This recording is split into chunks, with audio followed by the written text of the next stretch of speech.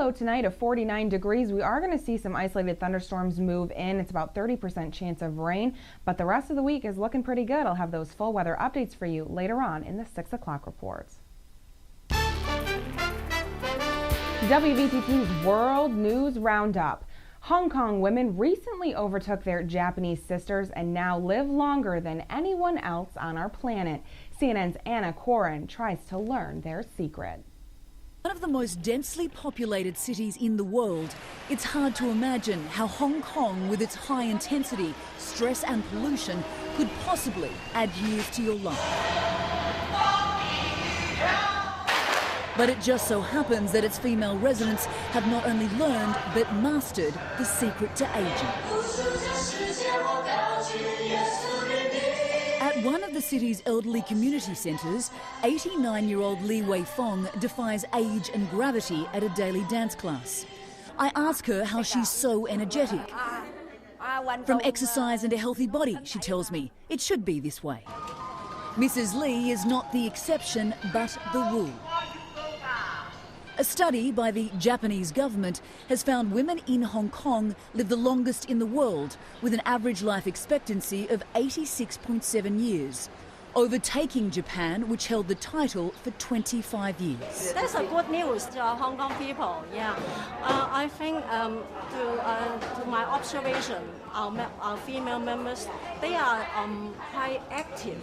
I think this is an important factor. Lee Suk-ching is testament to that.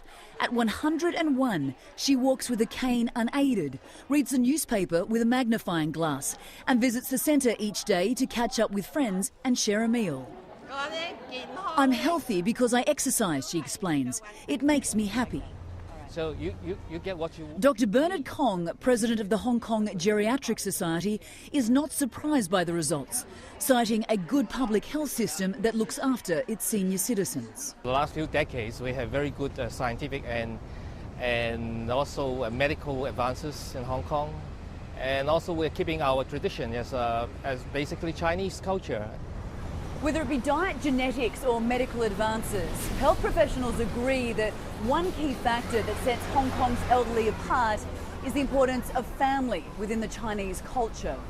An overwhelming majority live with their children or grandchildren, with only around 10% living on their own. Well, that is a fraction compared to other developed cities like London or New York, where up to 40% of the elderly live by themselves and are at risk of social isolation. Hong Kong men lag behind their women with a life expectancy of 80 years of age, and this gap doesn't look like changing anytime soon. We depend on people to look after us. Women, maybe they are the ones who take care of us, and when the women disappear, then our chance of mortality is much higher.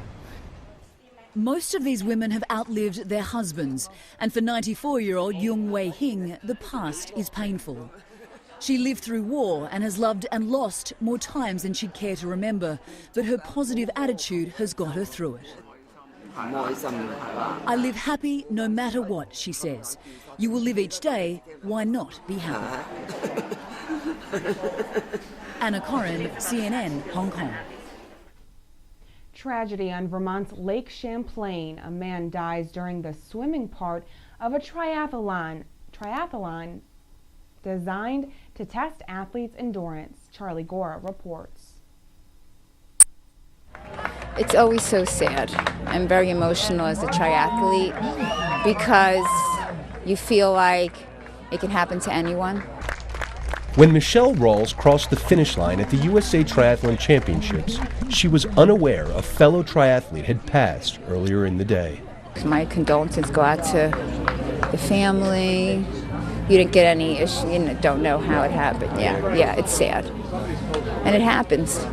USA Triathlon says a man in his 50s was taken out of Lake Champlain by a rescue boat during the swim portion of the competition at a little after 8 a.m. Rescue workers immediately performed CPR.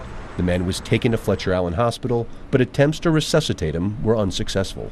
Right now it's under investigation. Nothing's indicating that there's any criminal or suspicious incident involved, but as anything with any untimely death, we'd follow through with the investigation. The tragedy was an unwelcome surprise to many who had just finished the Olympic distance race.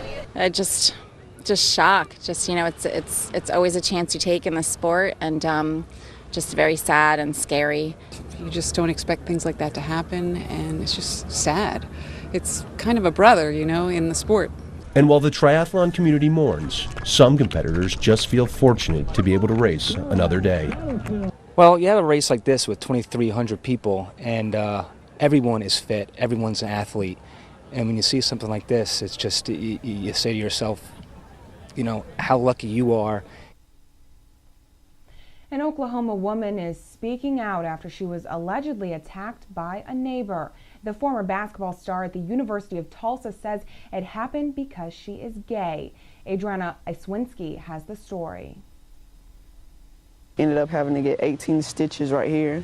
She says she still can't feel the top of her head, but Kayla Elliott is just thankful to be alive. Felt that knife wound. I felt that cut right there. Kayla says she did what she could to defend herself, but that her neighbor not only stabbed her, but bit her too. She claims she was walking back to her father's home at the Yorkshire Apartments on Tuesday night when it happened. And just out of nowhere, she came towards me with that knife. And the whole time it was like, "You gay bitch, I'm about to kill you." Police arrested this woman, Camino Nicole Maxwell, at the apartments across the street. And I was scared. And just to have somebody on top of you, telling you that you're gonna die, and it's not nothing that you've done to anybody, it's just because you're gay. Court documents reveal she admitted stabbing Kayla, but said Kayla attacked her and that she acted in self-defense. But Kayla says that's not what happened. It's all because I don't look like everybody else. It's because I'm different. And I know people are gonna have their opinions, but that doesn't give you a right to put your hands on me.